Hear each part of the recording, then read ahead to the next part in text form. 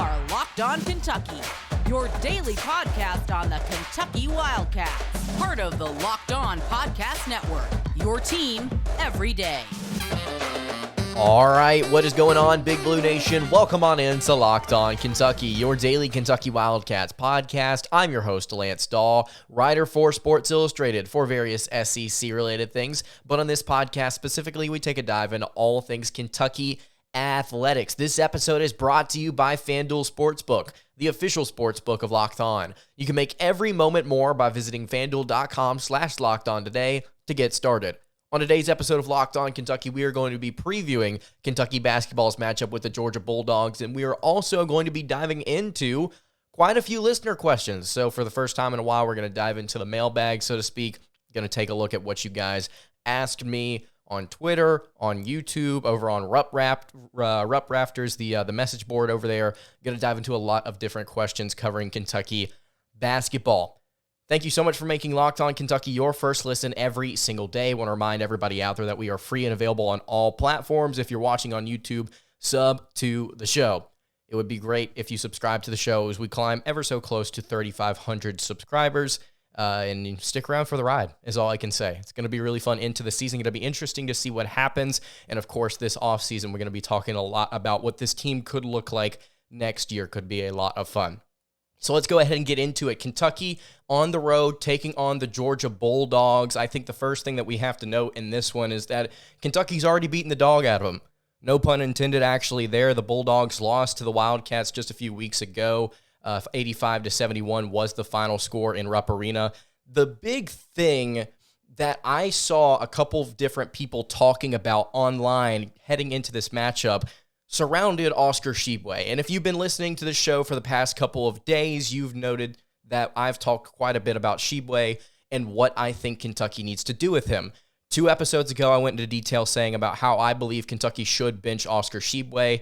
This was what I felt to be somewhat of a controversial opinion at the time. Come to find out, everybody on the internet started essentially at the same time saying, hey, something rotationally should change here. And it was not as much of a take that I thought it was. I'm actually very thankful that I did not get scolded as harshly as I thought I would on that episode. But heading into this one, there's some questions out online saying, well, what would happen if Oscar Tshiebwe did what he did against the Bulldogs again? And if you don't know, the previous matchup, Oscar Tshiebwe went for a cool 37 points and 13 rebounds. 37 points and 20-plus rebounds. I think it was like 24 or something like that. I don't have the numbers pulled right up in front of me. He was like 12 of 20 from the floor. He had 18 free throw attempts. Georgia did not have a front court player that could stay in front of him. That was kind of our matchup analysis heading into it. And that was evidently the biggest thing in the game. And you look at heading into this contest, I mean, nothing's changed. Kentucky right now, I think, is in a good spot rotationally. And if they make the decision to maybe, bench Oscar Tshiebwe or limit his minutes and let Onyenso or Collins, I still think Onyenso's not ready to go. But Collins, if they were to let him maybe run a little bit more in this game than they did last time, especially in the second half, I think that would be phenomenal for this team. Defensively, but that's the question, right? It's like, well, if Oscar Tshiebwe does end up playing, would a 37-point, 24-rebound type of night, or just a good night again, would that kind of bring Kentucky fans back around to, okay, well, then let's keep Oscar in the lineup? My answer to that is no.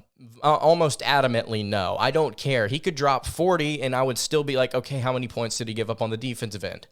Because it's great that he's scoring at such a high clip against some of these smaller teams, in the front court particularly, but it's not great whenever you face off against taller teams and he's not able to execute. I think it's short-sighted to kind of step into a matchup like this and say, well, Tshiebwe should be able to perform well in this game. And I agree, he should perform well in this game based on what we saw previously and based off the matchup tomorrow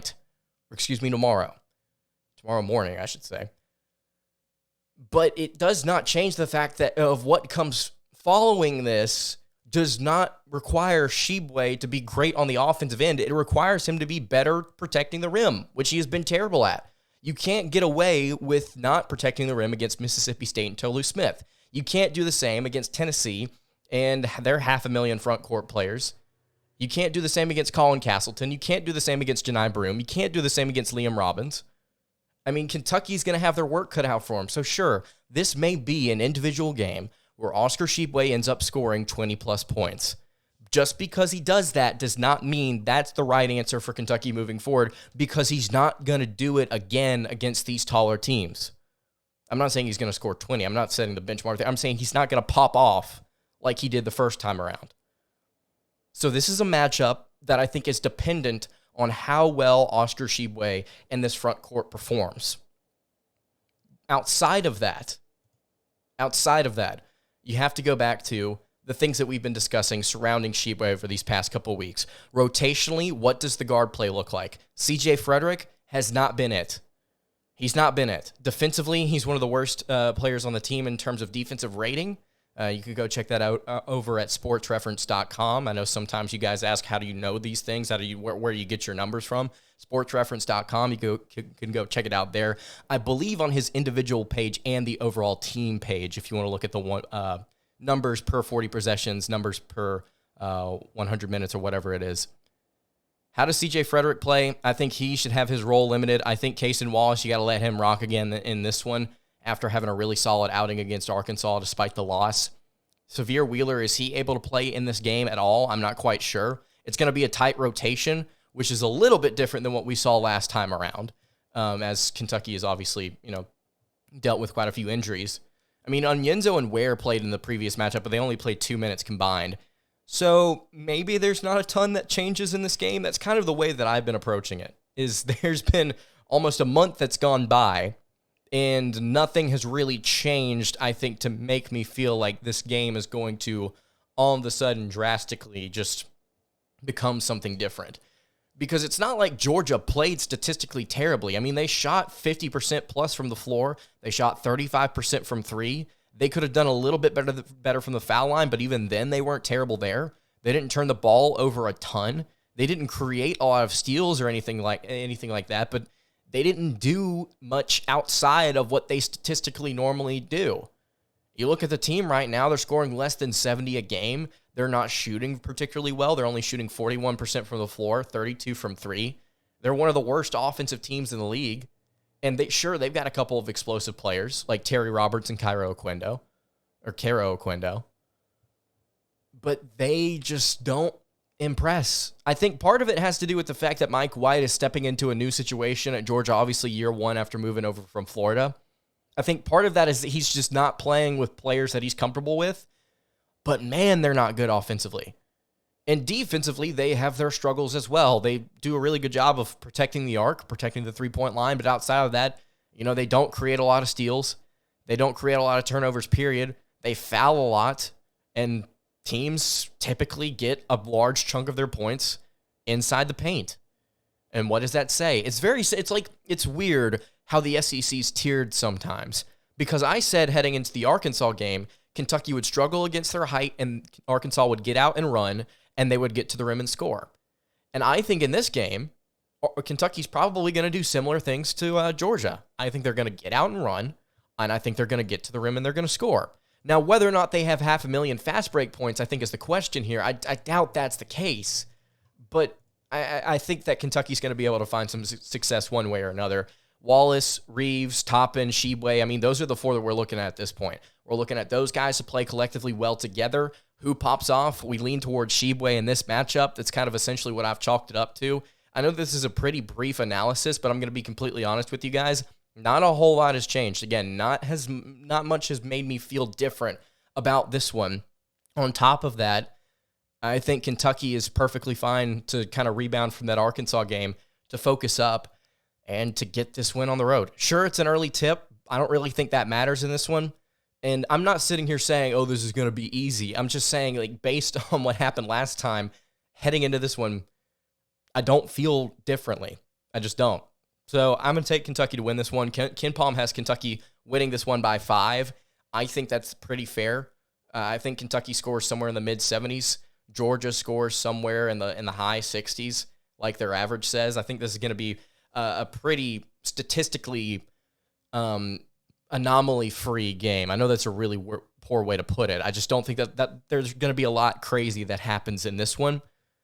And it's going to be probably one of the quietest, if not the quietest game of this final 7-game stretch. Who knows? Georgia may blow Kentucky out. I don't know. I just don't feel very different. So if you got a final score prediction, you can leave that in the YouTube comments. If you're listening on podcast, you can check us out at Locked On UK. You can either DM or tweet at me and give me your score prediction.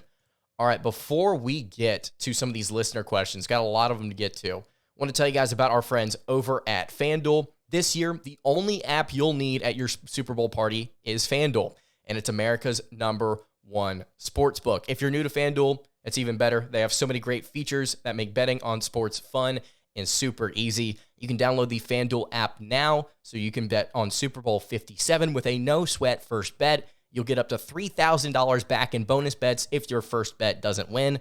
FanDuel lets you bet on everything from the money line to point spreads, who's going to score a touchdown, different yards per player, different over-unders for things like that. And it's all on an app that is safe, secure, and super easy to use. Best of all, you can get paid your winnings instantly. So join FanDuel today at FanDuel.com/lockedon to claim your no-sweat first bet on Super Bowl 57. Again, that's FanDuel.com/lockedon to claim your no-sweat first bet on Super Bowl 57. You can make every moment more with FanDuel, the official sportsbook partner of the NFL. All right, continuing along here on the Friday edition of Locked On Kentucky, Lance Dawe, hanging out here with you. If you've not subscribed to the show already, would mean a ton if you did that. Also, if you've not subscribed already to the Locked On College Basketball Podcast, that would be ideal as well. Andy Patton, Isaac Shade, experts on all things college basketball. They bring you everything you need to know on and off the court. You can hear from big-name experts, coaches, players, me sometimes, throughout the basketball landscape on the Locked On College Basketball Podcast. That's available on YouTube and wherever you get your podcast. Would highly encourage you guys to go check them out if you want to stay up to date on everything happening not just in college basketball, but with Kentucky as well. It's another outlet for that. So, listener questions. I want to start here with the one that we got from Rupp Rafters. Going to go through the one we got on YouTube, on Twitter. Then we've got a few from YouTube as well. So, deep breaths, and let's get into it. Hoosier Cat asks, I heard Willie Cauley-Stein played wide receiver in high school. Is that true? Turns out, do a quick Google search, and it is in fact correct. Cauley-Stein finished with 64 catches for 1,265 yards and 15 touchdowns as a senior in high school. That means he averaged 19.7 yards per catch. Read a really interesting article, actually, after looking up something for this question about how terrifying Willie Cauley-Stein was as a senior to be a 6'7" receiver on the perimeter. Just how wild that is to look at. There were some videos as well. It's crazy to think that this was almost a decade ago, but Cauley-Stein, very, very fascinating to watch. If I'm not mistaken, he was playing in some type of 7-on-7 tournament. I think I read this as well, and he got offered a scholarship for the University of Kansas, immediately. They saw him, they were like, you know what? Yep, we'll take that, or at least we'll try to. Thankfully, he ended up going to Kentucky and finishing out his career there. So good on Cauley-Stein. Crazy to think of a 7-foot wideout catching jump balls and stuff on the outside. Apparently, John Calipari also pulled up for some of his football games as well. Cannot confirm this, but sources may say that he ran a 4.6 as a receiver, a 7-foot receiver. I cannot put enough stress on that enough. So, yeah, just I would have loved to have seen what Cauley-Stein would have looked like maybe for Kentucky, catching some touchdown passes on the outside. That would have been really fun as well. That was our only question from Rupp Rafters. Lance James Asher on Twitter asks, do you think it's possible we could see more of an 8-man rotation in some of these next few games, or is Cal going to stick to his guns like he did down the stretch against Arkansas no matter what? So I think Cal's going to have to do something with his rotation in terms of expanding it if he wants to have better results, because like you mentioned, Lance, I'm not talking to myself, I'm talking to James Asher here. Kentucky decided that they were going to tighten things up against Arkansas. And down the stretch, that ended up proving to be a problem, considering Arkansas outran and blew out Kentucky in the second half. If he's going to want to try and have better results, I think he's going to try and play guys like Adou Thiero more. I think he's going to definitely have to play guys like Damian Collins more. those players are going to get better only if you give them more opportunities and experience. You can't just sit here and expect at some point randomly for those guys to just all of a sudden develop if you don't try them out in these circumstances now. And I'm not saying put them in dire circumstances. I'm saying put them in positions at the early in the game. Rotate them in. Rotate them in throughout. Yes, absolutely. I think it's possible we could see more of an 8-man rotation. But if I had to take a shot in the dark and guess, Cal's not going to be as open, as loose as some of the fans, myself included, would like him to be with his rotation. I think that he's going to be a little tighter. And I don't necessarily agree with it. Again, I've made all of my points clear about how Kentucky should utilize Oscar Tshiebwe, what they should do at the front court, how they should rotationally use the guards, what minutes per game should look like, what the position should look like. I've talked about that quite a bit recently. I've given my 2 cents. Doesn't really matter what I think, considering I don't coach. I would love to at some point at the high school level, but then that may be a few years down the road. Point being, though, I think Kentucky's going to do something similar to what they did against Arkansas, but it is certainly possible. I'm not leaving it off the table that Cal could say, you know what, these guys are going to maybe give us a little bit more of a chance to win. Let's see if we can try that out. Again, final answer, if he wants to have better results, I think it's possible that he expands that to an 8-man rotation. Great Kentuckian on YouTube asks, does Kentucky need to work more on three-point shooting comfortably, catch and shoot, regardless of the opponent charging, or post work, offense and defense, to win the next several games? Just because, Great Kentuckian, you included post defense in here, I have to go with post work. Because Kentucky on the defensive end of the floor is giving up bucket after bucket after bucket at the rim. It's something that we've seen. It's something that you and I have talked about. We've gone at lengths to discuss what Kentucky has done and what they need to do. I feel like I'm kind of talking in circles whenever I talk about this at this point. Offense and defense, it's great to see Kentucky maybe try and work on some post stuff on the offensive end of the floor, because for all the criticism Tsheibwe has gotten recently, this season, for what he's done on the offensive end, there have been a couple of games recently where he has gone like 2 for 14.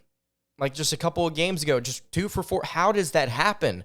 How do you miss that many mid-range jump shots and floaters? So I would like to see Kentucky work on that, although I did say on yesterday's show, I think that one of the things that Kentucky's not doing is they're not shooting the three with some of their statistically good shooters. They're not shooting the three ball much at all. But because you included post work on defense in there, Great Kentuckian, I'm going to have to go with that. Just simply because that's the biggest problem that Kentucky has right now. If it was just post work on offense, I would easily choose three-point shooting and comfortability on catch-and-shoot situations.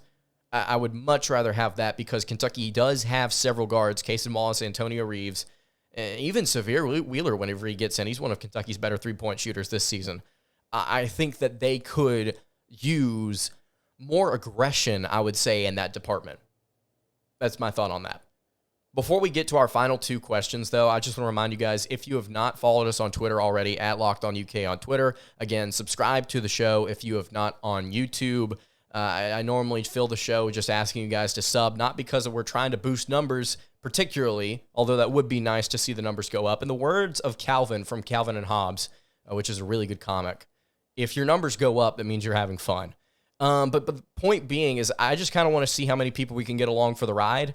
As we wrap up this 2022-23 season, as we get closer to what feels like the pinnacle, and also we get to talk a lot in the offseason. I want to have as much as you as possible to kind of discuss and think about what this Kentucky team could look like, because it's not just me, it's also listening to you guys, which is why we're doing a show today talking about questions. So again, subscribe to the show. It would mean a ton.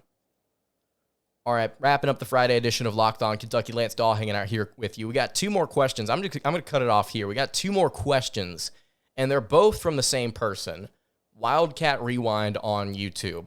I want to start with this one first because it ties in what we talked about on yesterday's show. What chance, if any, does Kentucky have of winning the SEC tournament? That's what Wildcat Rewind asked over on YouTube.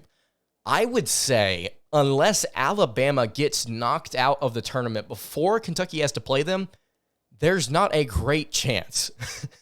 I like our odds to get at least one game in Wildcat Rewind. And I'm going to pull this back up because recently KSR did an article just kind of breaking down if the SEC tournament started today, this is what it would look like.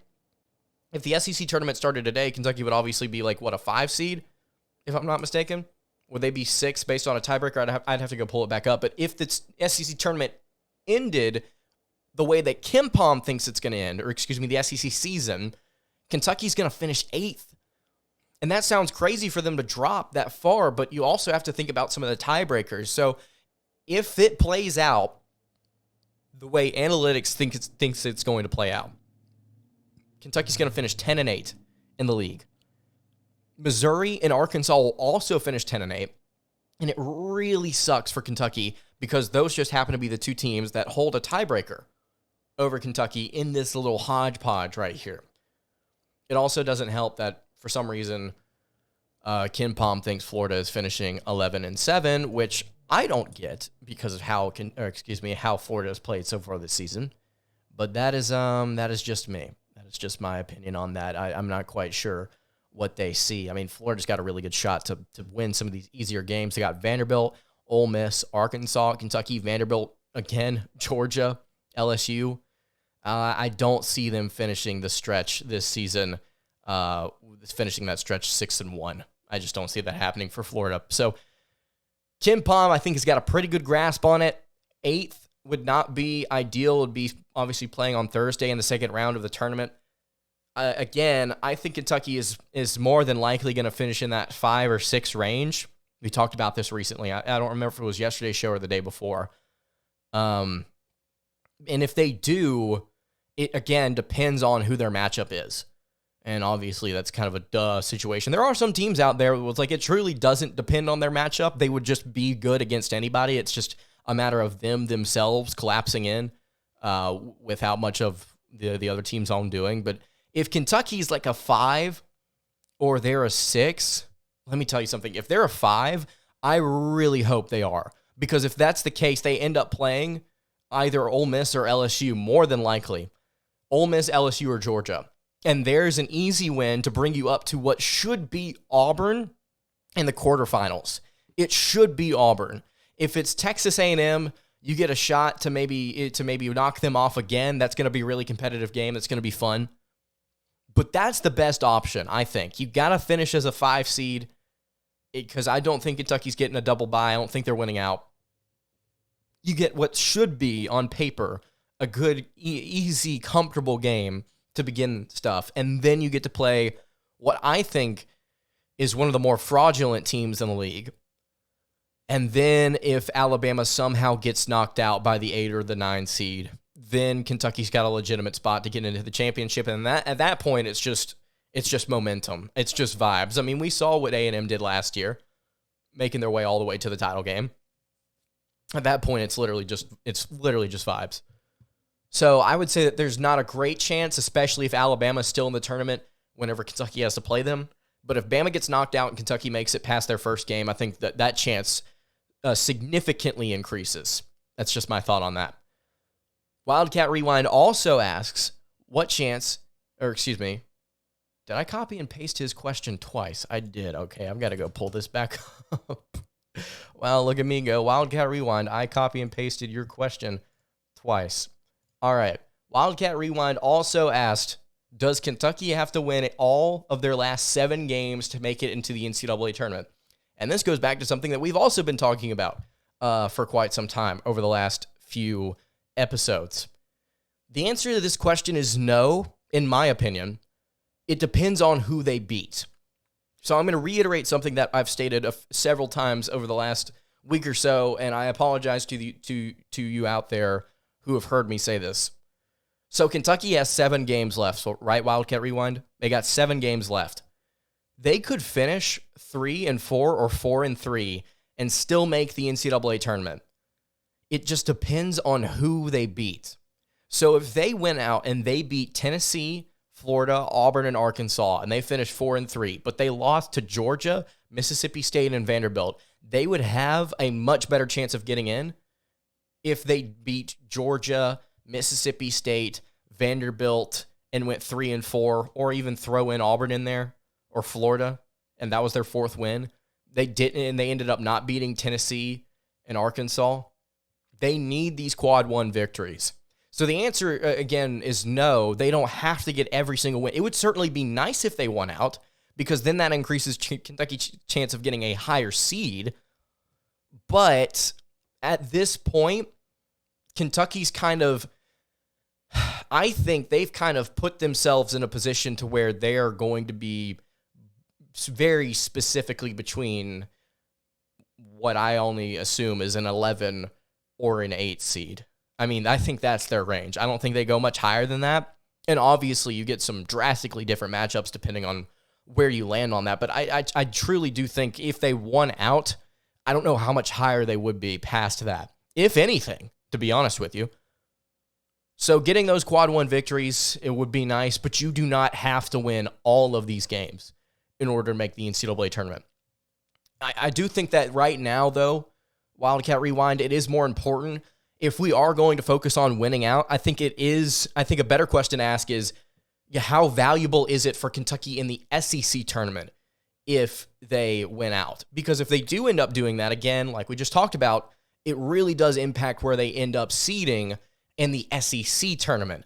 And if they do pick up a few more wins in the SEC tournament, then that obviously will boost their resume even further. I'm speaking about whether or not they win out this regular season, looking at the NCAA tournament without what happens in Nashville in mind. But if they do somehow find a way to not just win out or win, 6-1, go 6-1, something like that, and they're also able to win the SEC tournament, then we're talking about a little bit different of a beast. Because there's also implications that come with that. I think obviously the eye test is going to prove that Kentucky's playing some type of consistent, coherent basketball. The shooters will have to have improved. The defense at the rim will have to have improved. Something will have to have happened. And so you head into March all of a sudden, maybe even as a 7-6-5 seed. Who knows? And you have all this momentum, and your draw ends up being kind of good. I mean, there's so many different ways that this could play out. Kentucky could lose out. They could not make it. They could win out. They could make it. They could win the SEC tournament. They could end up getting a really good seed. But it's not dependent on whether or not they make it. Which it would be nice, though. I'm not arguing that. So those are the questions I want to get to today, or I wanted to get to today. If you have any more questions for the show, we're not going to have another episode until Sunday, I believe. So if you've got any questions, you can drop them. Try not make them about tomorrow's game. But again, if you've got any questions, you can leave them in the YouTube comments below. That's going to do it for today's episode of Locked On Kentucky. You can follow the show on Twitter at Locked On UK. You can follow me on Twitter at @LanceDawe_. You can follow the show over on Instagram. That is at Kentucky Podcast. We will have a recap episode of Kentucky's game against Georgia coming up either on Sunday or Monday, depending on how things go. Until then, hope you guys have a great rest of your day, and God bless.